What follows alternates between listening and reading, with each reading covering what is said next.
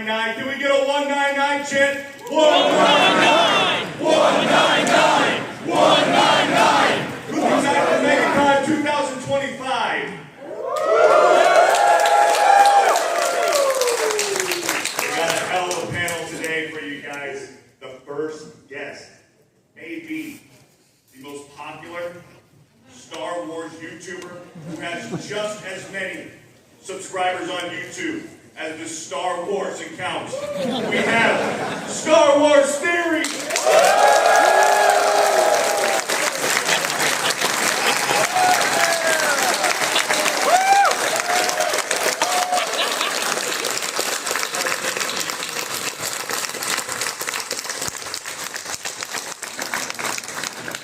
Our next guest is very shy. So we're going to have to get a very kind round of applause for, he doesn't make any rage-based videos, hardly ever, definitely not 3 times a day. We have Mr. Ryan Kinnell, our panel.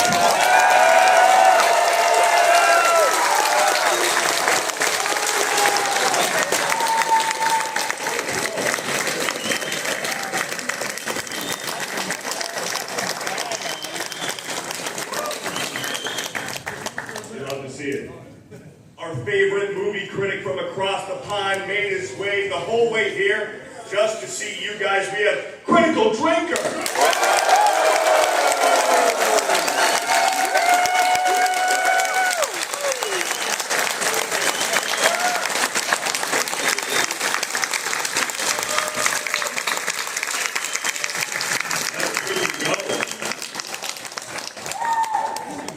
One of the men partially responsible for putting this entire thing together, who runs one of the biggest, most important independent comic book companies right now in the world. We have young Rippa Eric July.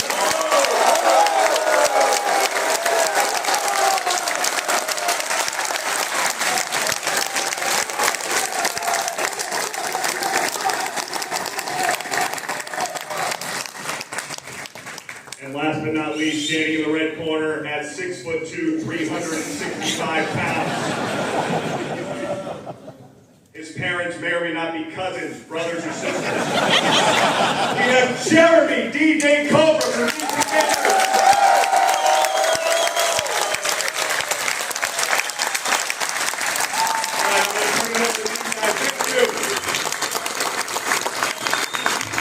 What's up, MegaCon? Once again, thank you guys so much. This is amazing. We appreciate all of you. Really excited. And thank you to the whole panel for everybody for showing up. It's going to be a great panel. We're going to talk about some things. We're going to take some questions here. So we're going to yap like we do on live streams for a few minutes, and then we're going to take some questions. So I'm going to turn it over to my buddy, Eric July. Hi, Eric. Yo. How y'all doing? Y'all good? All I want to say is thank y'all for coming out. I know our booth was kind of madness last year, but big shout out to MegaCon. We got a way bigger booth, and we're able to handle those lines. So be sure to come holler at us after all this, man. It's good to see all the familiar faces out there. So, all right, how's it going?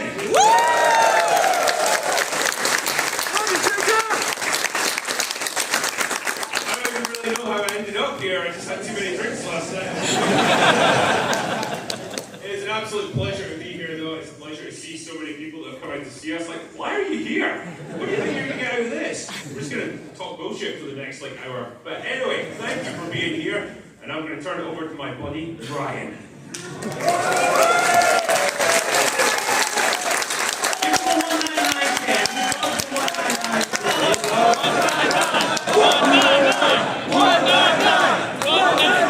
Thank you, that's the panel. I guess I'm going to be the 4th person to say, hey, how's everybody doing? It's so awesome. We go to MegaCon, we say, hey, we're going to need a big room. And they say, really? For a bunch of people talking about stupid stuff online? We're like, yeah, we're going to need a big room. And you guys filled it up, so yes, let's go!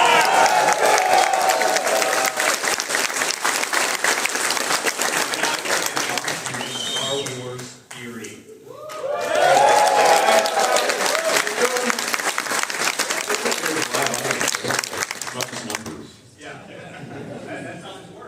Thanks, guys, for coming. gentlemen, we're excited to chat with you all today and answer some questions and see where the panel goes. So you guys made it all possible. Thank you.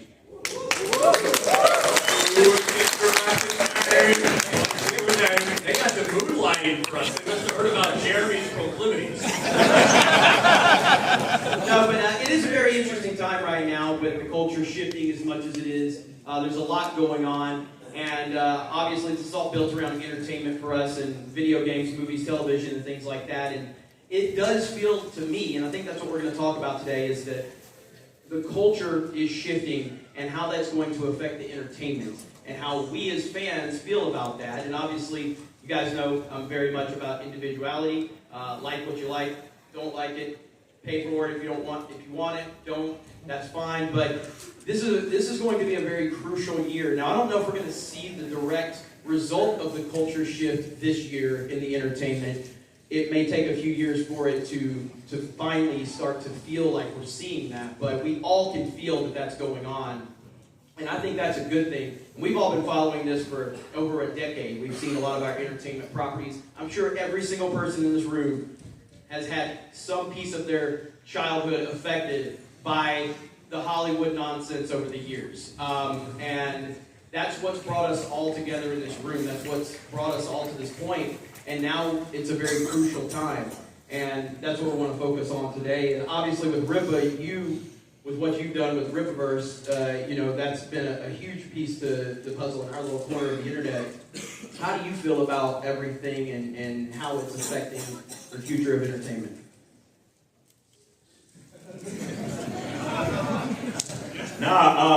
Look, there are a lot of creative people that are in our space.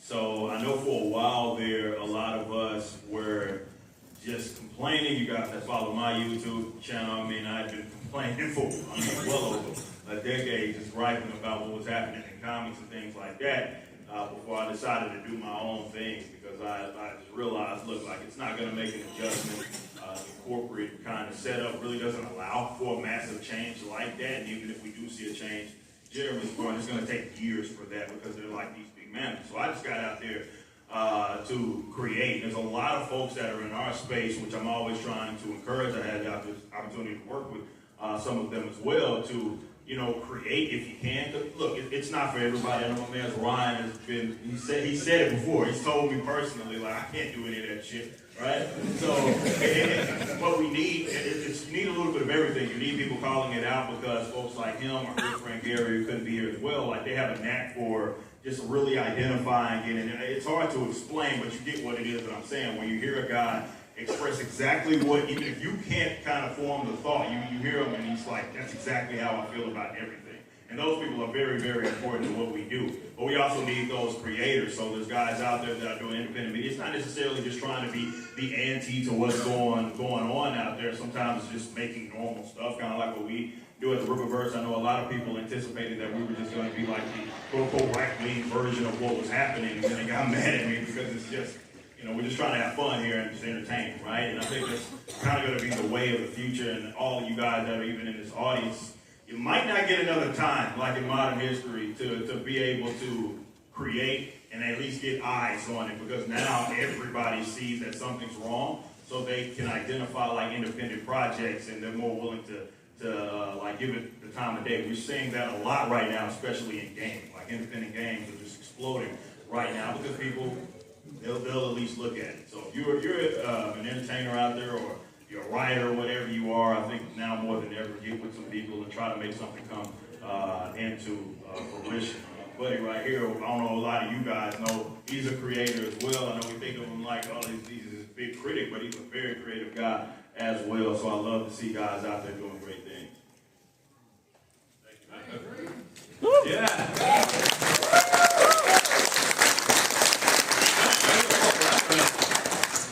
No, I just want to echo what Eric has said.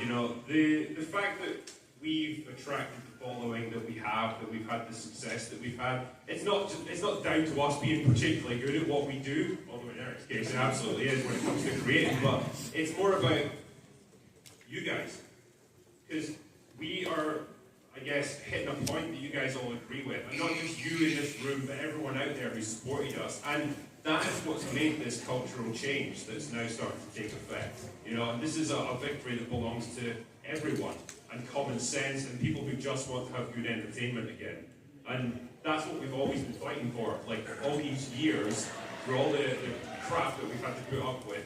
That's all we wanted ultimately, and that's hopefully what we're going to get back to now. And it's a great time to be in this space now, because the opportunities now are boundless. You know, and I think that's down to people like you. So thank you.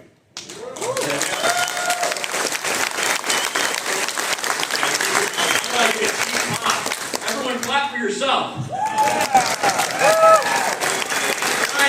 It's great to be here in Orlando, Florida. Woo! You guys are the real heroes. Right. But obviously what these guys are saying is true. Like, Drinker could make the best videos in the world, and it wouldn't really matter if no one agreed with what he was saying. And I think for those of us who have been on the journey for a while, whether you first started watching 10 years ago, whether you're one of the people that was watching Gary when he was live streaming and didn't even know people were in the chat watching, he was just recording because he's just that tech savvy. I'm still not convinced he does know. And as a quick aside, you know, Gary really wanted to be here, obviously, and it sucks, family tragedy, death in the family. Can't always time when those unfortunate things are going to happen, but I know he really appreciates every single one of you guys that have come here and that have said well wishes to the family. You know, they really appreciate it, so shout out to Gary. Yeah. I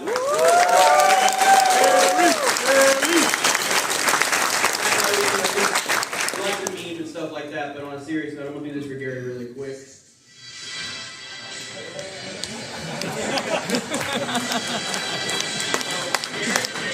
Buddy, we're thinking about this. We all know Gary loves Bon Jovi. Go ahead, Ryan. Go ahead. I was just going to say, ultimately, with everything that's happened in the past couple of years, goddamn, it feels good to be winning, doesn't it?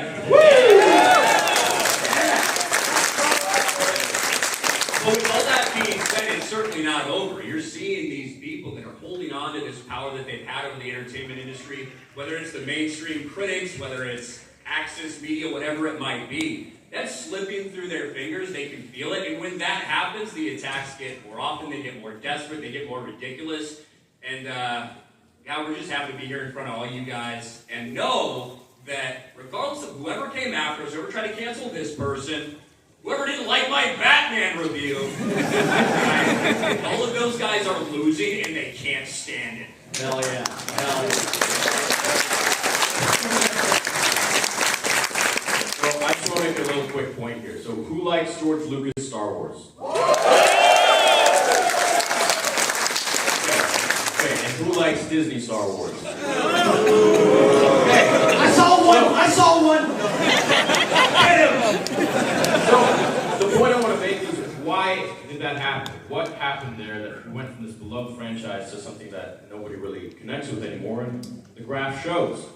And I think it's because of corporate Hollywood. And I think at the end of the day, it comes down to people like us, people like you, who can really make a change just by voicing their opinions and not being afraid to go against the narrative. And making your own kind of media that you want, just like Eric is doing, just like the stuff we're doing out here. And at the end of the day, I truly believe. You guys ever seen the movie A Bug's Life? Yes. Like, do you remember when Chopper was doing the whole acorn thing, chestnut thing, when he was throwing you one ant, two ants, and then he just lets the whole thing go? All of us together are what can make change for the future.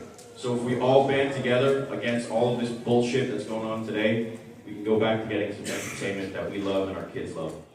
You guys can make a change. As long as you keep Dave Filoni away from Star Wars. Now, I know. Save the dog! Yes, save the dogs. All right, we're taking a stand here. Save the poor pupper in Dave Filoni's basement. Okay? I know here in about 10 minutes we're going to take questions, I believe. I'm not sure if we're going to pass the mic around or if we're going to line people up here. I'm not sure, but in about 10 minutes we're going to take questions. But yes, on that point, I mean, there was some, I found myself looking at a few trailers that were playing just now when I was standing back there, and while there's some complete shit coming out this year. There's actually some pretty good stuff as well. And it was really nice for them to play all these things that are going to be content gold mines for us before the panel. Where was the Snow White trailer? I'm waiting for the Acolyte season 2. What happened to that? Renew the Acolyte. Yeah. Cowards. There's many of those. But I was looking at that and I saw like, okay, there's a couple of trailers out there. Yes sir, I want boos or cheers. Are you looking forward to Superman? Definitely. You said boost there. I just, Fantastic Four. All right. Jurassic World Rebirth. Who the hell's excited for that? I got one. What about Captain America Brave New World? All right, you want to keep up the next episode of Friday Night Tights? Gary may not be there, so Ryan has to read ads again, so you'll actually understand it. Being congratulated by an inbred person from Alabama for being able to read a page because the 52-year-old boomer who usually runs a can. I tell you, I've never felt better about myself. We did have a pretty good episode, though. I don't know how many of you guys watched it. We had Az, he returned from the dead. Yeah! And was a silverback, who again is on his redemption tour right now after his famous Starfield rant. Hashtag Az was right. Hashtag Az was right. And, that's been a big talking point over the last year, too, as far as just, we all have kind of been caught up in our different controversies or whatever, and just... Never. Hail Zack Snyder, wherever you're at. Not affiliated with Geeks Gamers, but... Also not affiliated with anything important right now. Yeah, I heard that. But you're seeing Az kind of get that, and Az said it right yesterday on Friday Night Tights, but we all knew he was right from the beginning. That was never a question, but I've never, and correct me if I'm wrong, everybody on this panel, but I've never seen anyone in our little world catch that much hell for anything. That was the most viral, even Ryan's complete and total disrespect of marginalized groups, we'll just say. Never gotten that much. I think Az was breaking new ground in the gaming sphere because we talk about movies, we talk about TV shows and stuff, but this was a whole new level and they were just not ready for him. And as it turns out, he was 100% right and he's been proven right. And it's nice to see all these companies absolutely fail in the wake of this, so yeah, good on them. Yeah, Az is always right, man. But no, we talk about it, him on our show. Shout out everybody watching Rip and Silverback on Wednesdays. But yeah, I think you bring up a great point because a lot of people got upset with it because it was in the gaming sphere. You see all these soccer accounts or whatever, and they're nagging at him and all angry, and I think a lot of those likes are botted and fake. But yeah, it's crazy that everything's come full circle. You have all these creators who see Aspen Gold, he's giving everybody props, oh, now we want to see these guys suffer. So we're in this weird spot, right? Because we know culture obviously has shifted, but I don't know if the corporate media is gonna adjust at all. I don't really care if they do, to be completely honest. But they're busy going extinct right now, which is great. Right? So They just lost all their government funding. Very true.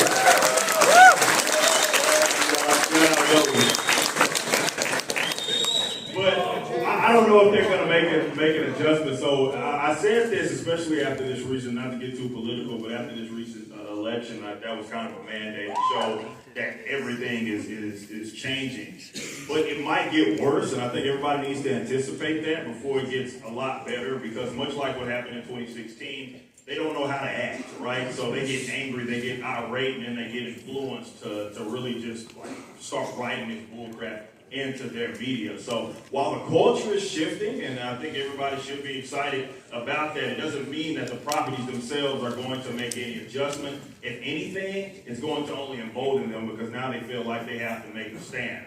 So you're seeing a lot of stuff that comes out as well because of that, but also with the game and even with some of these movies. like they take a long time too. So even if they change today, like you're not gonna see any of that stuff for 5 years or whatever if there's a judge. So y'all need to prepare for basically the next at least half decade for it to get maybe even worse than what it was like when it peaked, like 2015, 2016, 2017. I agree with that. Like we talked about it yesterday on Friday Night Heights, but them introducing Luke Skywalker to Galaxy's Edge, nobody cares. It's 6 years after the Star Wars land opens, and you finally give us Luke Skywalker, and no one is even interested in it anymore. And I mean, I said yesterday, we were at Universal Studios this past week. We're getting ready to go ride the Velocicoaster. They're playing John Williams' theme. That's bringing me into a universe that I'm not even connected to anymore, but it still brings back that nostalgia. Star Wars Land doesn't do that, at least when I went there a few years ago. I haven't been in the last couple of years. Theory, have you been to Star Wars Land? Or Galaxy's Edge? Yeah, it's not really Star Wars land. Yeah, it's like Iraq. If they really wanted to make money, they would have made it, different quadrants with prequels and originals and stuff like that. Like imagine going to Hoth, and you go in there, and it's freaking cold and snowing, and you get hot cocoa and all this. I mean, they're so out of touch to just push their own shit that I think, we're really all tired of it. Yeah. The problem with nostalgia is it only works when you're harkening back to something people actually like. We don't like the sequel trilogy, sadly. Yeah, absolutely. And it can only work so often, right? That's so angry. So angry. Can we get more mics out here? It can only work so often because you might have a show that's kind of below average, but you might have a bunch of cameos and it gets people to pop. Oh, first time I've seen this character, first time I've seen that character. Guess what? You bring them back, say for Book of Boba Fett, when you bring them back again, when you bring another character back, it gets lame because these people are relying. It's Disney Star Wars specifically, and like you guys know, I'm not a big fan of Dave Filoni, but like one of the problems is it's subpar writing that is supposed to jangle keys at you to get you to feel a certain way about these characters. Not because of what they're writing now, but because of what you felt at some point in time. And that needs to be called out because it's poor writing. It's not good. And yeah, here you go. And you know what? We give a lot of shit to the Acolyte, rightfully so. You know what was the worst performing Disney Star Wars show before that? Ahsoka, right? And so it's a problem at Lucasfilm. It's a problem with all these properties, and we are going to see the activists as they start to lose power, as these things continue to fail, as they fear for their jobs, and feel this might be the only chance we have to get something in there anymore. Who knows what could happen down the line with Marvel, with Star Wars, everything. So even though it feels so great and it feels like we do have a victory, it is not over by any stretch of the imagination. Not at all. And to your point, I mean, I personally think that everybody has their path to get to where, a lot of us have ended up. I was excited to see Luke Skywalker at the end of The Mandalorian Season 2. I was excited about it. And I felt literally nothing when I heard it bringing Luke. I felt nothing when I see it, like, they're bringing Luke to Galaxy's Edge. We obviously have a theme park channel. Shout out to Park Hopping. But I feel nothing, and I just don't care because they've proven time and time again. But everybody has their line, and some people's line was The Rise of Skywalker. Some people's line was The Last Jedi. Some people like Ryan and others gave up on The Force Awakens. But it's a path to get there. All right, I think we're going to take questions here. How are we doing that? I don't know. There's a microphone right here in the center. You guys can Run! Get to it! Fight! We're only taking one question! First come, first serve. Now, as soon as everybody lines up, minimum $20 super chats. I will do a shot for every $50. The Theory Sabers booth is down there. You know what to do if you want some real things. Yeah, so there's quite a few people, so ask away. How you doing, sir? No question, just a comment, just to thank you guys for everything that you do. I appreciate it.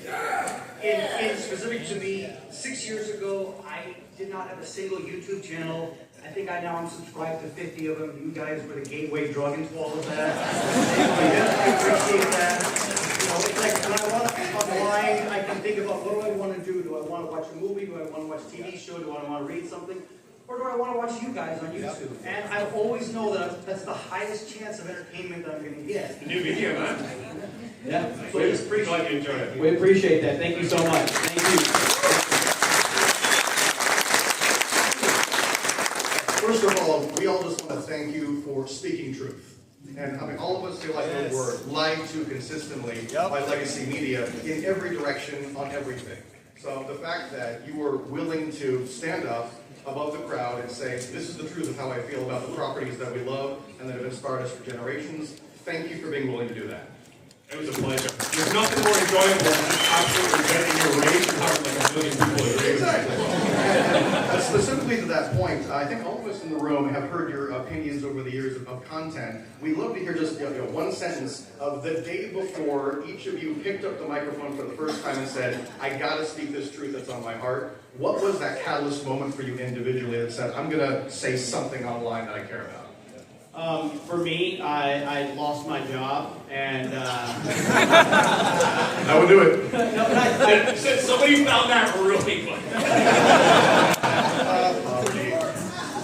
no, it simply came down to I stopped fearing being called a racist or a sexist. That's really it, because that was weaponized to intimidate you to not call things out.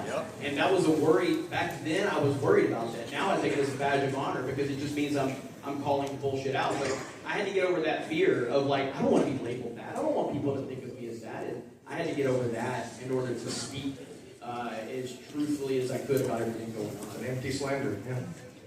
I mean, I've been on YouTube for too long, so it's hard for me to answer the question because I was on YouTube when I was 16. So, for me, I just really never gave a shit what other people had. What I was gonna say, they were gonna like it, they were not gonna like it, so it was like whatever for me. But at least with the comic book stuff, and for you guys that read comics, that was the mid 2010, so that's like 2014, like when the whole all new, all different Marvel stuff was coming out, and then everybody was like. For a while there, you had Access Media pretending like everything was kosher, and I was like, this is terrible. Like, what the hell is this? So I obviously started to speak about it back then, but I kind of I was ahead of the game. I was already at YouTube for like 10 years by the end, so yeah, man. So I woke up in a pool of someone else's blood. And I saw the way that things were going. We had like Ghostbusters 2016, we had The Last Jedi, we had Captain Marvel. And I can see the way things were going in entertainment, and I just thought, fuck it. Let's say what I feel like, because that's the best way to be. And I've never looked back. Yeah, for me, I guess it was a little different. I mean, I would talk about Star Wars or Marvel or DC or whatever, anybody who I could get to listen long enough and argue with for long enough, basically my entire life. But really, I made the mistake of going to a fan meetup.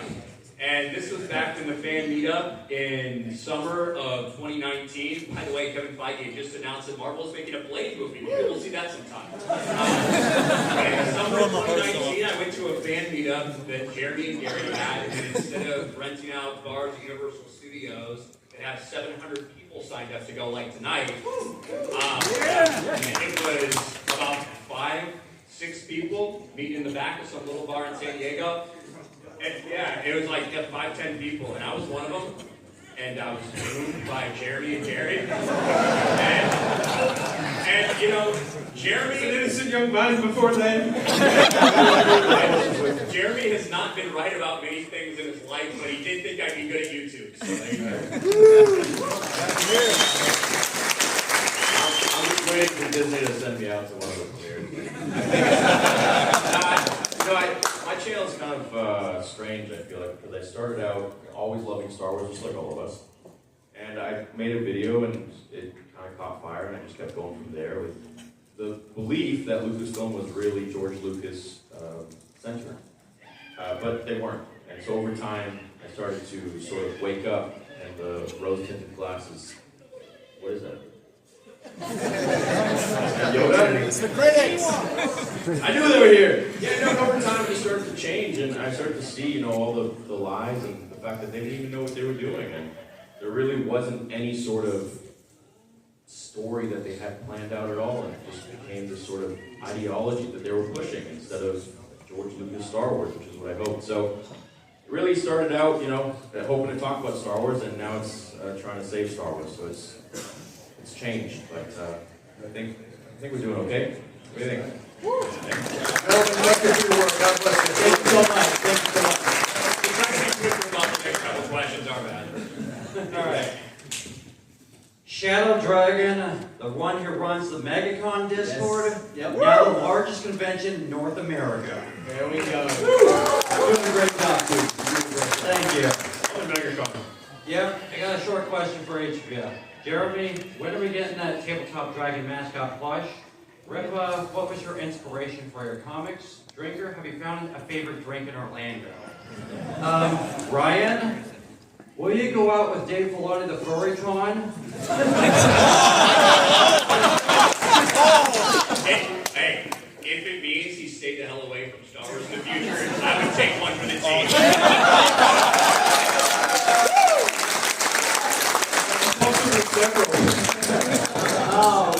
Yeah, keep yelling at me. Keep yelling at me. That's all you got to do. And Theory, what do you think of the idea of a Dragon Jedi Grandmaster? Just to be quick, for me, I've been a comic guy my entire life, but really the thing that kind of jolted me was really the audience. Everybody saw something wrong with comics, and I figured, you know what, I saved a bunch of money, let's give it a shot. Didn't think it was going to blow up like it did, but just wanted to give it a shot. So I would say the actual audience and people that I would nerd out with was hands down the biggest influence I had. Yeah, favorite drink in Orlando? I'll take whatever I can get, man. Any recommendations? The next one. I'll just say that one for you. The next one, right? That's right. Theory, did you get that one? Did you get your answer? Well, I mean, there's like a million different species and a billion different species in Star Wars. I think, an actual dragon that can fly with a lightsaber Yes. and breathe fire. Yes. That'd be great, as long as he's not, manipulating the thread of the Force or whatever. I think after that, anything's possible, really. I'd like to say, wish Gary were here. May the Lord be with him and his family. And if you don't can, join the MegaCon Discord. The only thing we ask is no politics, like it's the 2000s. So I'm not allowed? Hey, we only have about 12 minutes, 13 minutes left. We won't answer as many, so just, we're going to try to speed up our answers. Why don't they give us more time for these? It's nice of Jeremy to waste 15 seconds by saying we're not going to talk as much. Well, it's nice for you to waste 15 more to take it. Don't waste time about that! Yeah. I'll be quick. Good to see you guys. My first time here. Gary's not here, so it's more for you three guys. But how and why would we be able to get Mahler pressure enough to actually show his face? And has there been actual serious talks, like off camera, about like pulling him out? I can apply subtle pressure to Mahler. Yeah. Like, just be like, hey, I'm going to MegaCon. It's really fun. Nice sunny weather. So, I don't know. I think you might do it eventually. It's just, some people are more willing to put themselves out there and do this stuff than others. As it turns out, we're egomaniacal assholes. So, yeah, people are happy to do it. Maybe Mahler not so much, but we'll get them there eventually. I'm just seeing this like floating avatar on screen or something. I think, we'll see. It's not for everybody, but I think it'll happen one of these days. Was it Ryan or forehead looking bigger in person? What's up, guys? What's up, man? Question for Ripa, and I'm going to take requests for your channel. Or which one? Like the Well, let me start with the Ripa. When you advertise Ripaverse, you say that anime has been dominating the comic industry until you came on board. How confident are you to revive American comics to be as good as anime? That ain't gonna be done by just me. That's almost impossible. But no, I mean they dominate the West. Anime and manga dominates the West, and for it to be like sort of a return to form, I actually just did a video talking about this. It's gonna take a lot of creatives getting out there, being very creative, not just in what they put out as far as their content, but also in their like distribution and economic model. I think that's what screwed everything more than just the bad content. So it's going to take a lot of creativity there for there to be an adjustment. Most importantly, there needs to be some sort of relationship between their like animated stuff as well as their books. That's what the anime and manga does really well. That's the way the manga sells the anime and the anime sells the manga. Unfortunately, with like a mainstream animation, or even a live action, you'll go see a character and then read that character. It's two completely different fucking characters. Like, you know what I want to see again? Do you remember how Disney used to be good with their hand-drawn animation? I want to see that again. We already have Hayao Miyazaki. There's so much to see, but Don Bluth is the only living one with old hand-drawn animation, and I would just like to see that kind of art style revived. And I don't know if you want to talk about it sometime. Yeah, the two, obviously all of our animations have been, you know, hand-drawn, like 2D stuff. And yeah, it's fun. It takes a lot of time, though. And it's very, very expensive. But I'm not sure why the mainstream, as far as the American animation, like, I don't know why they went in this odd direction. Style art's kind of weird approach, which is odd because a lot of the anime, they were all influenced by old cartoonists like the Disneys and everything. What I'm saying is, things are looking up in our favor. All our money is coming back to us. Maybe this is an opportunity to try to invest this old dying art. Don Bluth hasn't made a movie since Titan AE. He came to his hometown, which is my hometown, El Paso, and he talked about Dragon's Lair, the movie, and he's struggling trying to get people to invest in it. And Netflix wants to make a live action with Ryan Reynolds starring as Dirk the Daring. I want to see it his own talent. So maybe with some shout, he can get supporters to help fund and future projects like Space Ace and many more. Yeah. Well, thank you, Johnny. I appreciate it, Johnny. What's up, guys? I respect every one of you. I got a question. So I come from the music side of things. I'm a drummer in several different bands. I come from straight-edge hardcore. It's dominated completely by left-wing politics. But Ripa, I guess for you and Jeremy, Ripa, you know, backwards. You've got a couple other bands like Full Typo Negative, Agnostic Front that didn't follow that narrative. Are you guys ever planning on covering music that is outside of the local spectrum on Geeks and Gamers or anything like that? If I knew any like decent musicians, well, I have there's this guy named Dan. He thinks he's a good singer, yeah, I mean, right now me and Dan actually want to work out like the retro gaming side of things. But me and Dan have had discussions about stuff like that. So, like I told you earlier, because we were talking about the wrestling stuff too. You know, if there's a demand for stuff, I mean, that's why Geeks Gamers has so many different channels. So, if there's something out there and I think we could, you know, build an audience out of it and bring a good discussion, I'm all for it. So if people want it, yell at me in the chat, everything like that, and I'll take all that under consideration for sure. Thank you, guys. Thank you, man. Appreciate it. What's up, guys? How's it going? So this question is directed towards Eric July. What inspiration would you offer for future comic book writers such as myself I guess to really, I've already started writing, but what inspiration would you offer to those who just wanted to kind of get into that space of writing their own indie comics? And then on a broader question to you guys, you know, doing YouTube channels and content that you do, what inspiration would you have for those people who would want to probably get into the same lanes as your creative spaces? Well, as far as the comics, I always encourage people to like learn your characters, because a lot of people work backwards and it looks works for them if they want to, where they are writing the stories and they're creating characters along the way. For me, it's the complete opposite. Like I have this universe Bible, for example. The first character I created was Ison. I created family members, and I built that out, and it made it easier for me to tell these stories. That's what I'm doing. Wow. That's what you should do. I got like a whole spreadsheet. That's exactly before you even get to like scripting, I would encourage you to do that, because it makes it easy. It's like, how can you convince the audience to know the character if you don't know them yourself? So most definitely that's the move. And then the second part of your question, you were asking what? On a broader scale, for those who would want to into you guys' lane of creative space, what inspiration would you have for them?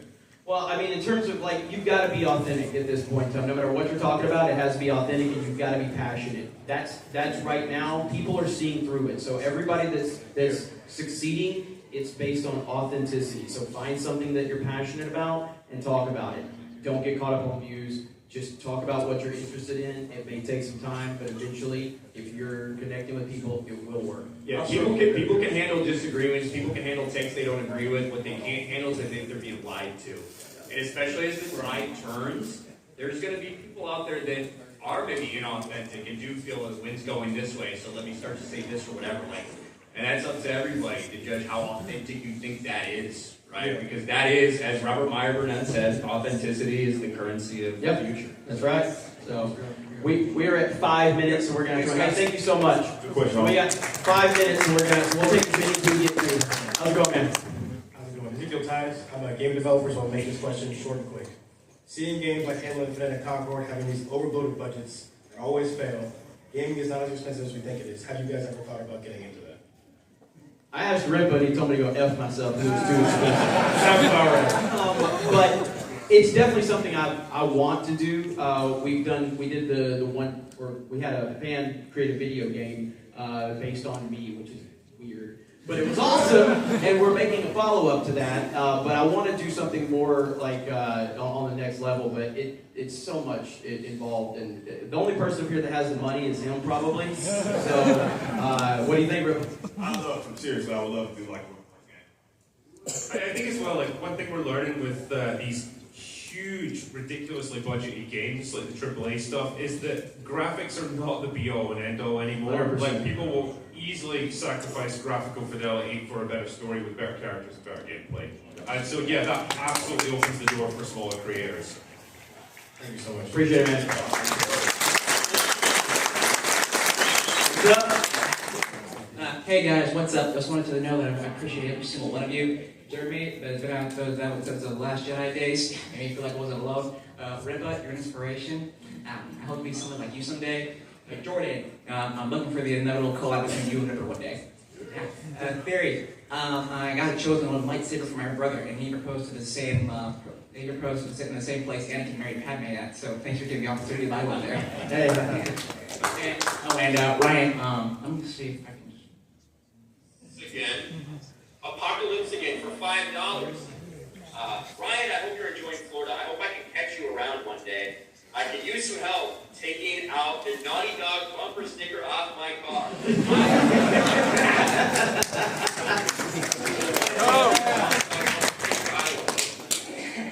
That's awesome, dude. That's awesome. That was going to go in a lot of different directions. I was very worried. Thank you so much. Thank you. Appreciate it, man. Have a good one. Nice hat. Yeah. So, big question for Eric. Given that one of the key pieces to manga's dominance has been the likes of Shonen Jump and things like that, is there any talk about using Ripazine or creating another magazine to allow indies to basically do a pilot chapter with you so that we can help some of these guys offset the printing costs and the cost of producing those first couple chapters? Yeah, obviously we do a smaller version of that as a Ripazine, but I've never thought about maybe doing a Ripazine version of that. You put something on my mind there.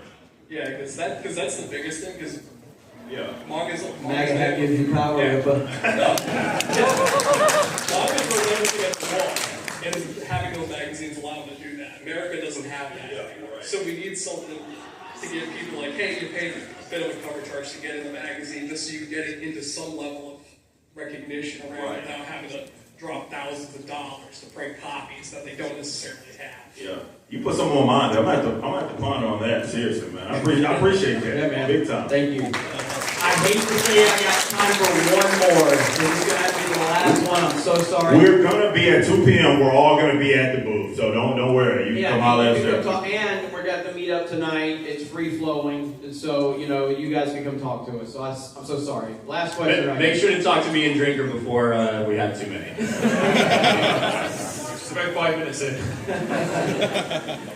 Question for everyone. How shocked were you to find out that USA ID has paid like $8 million to Politico to grow Gamergate and basically attack all gamers and people like you, that basically your tax dollars, our tax dollars was basically used to basically go after you guys, basically the government was going against you basically? Yeah, I mean, it wasn't surprising, but it is very, very validating to hear it, that it's out there, because for so many years we were told, like, you guys are just making stuff up, this isn't happening, so it was almost like validation. Not so much surprising, I'm surprised that we're finding out, but I'm not surprised that it's happening, but very validating, yeah, for sure. So, So anybody else on that was the last question right there. So Yeah, I think it's just, as Jeremy says, we kind of suspected stuff like this would have been happening, but the fact that it's actually come out is pretty impressive, actually. And it just goes to show, like, a lot of the narrative that they've tried to spin over the years has just been complete bullshit. Nobody really believes it. It's fallacy. Government-funded fallacy. I'd love to see what the last 25 years have looked like. None of it's shocking to me that's come out. I would love to see what's been happening for decades. Thank you guys. Like how? Say it quick, go. Ryan, could you possibly do the Amanda Stenberg rap?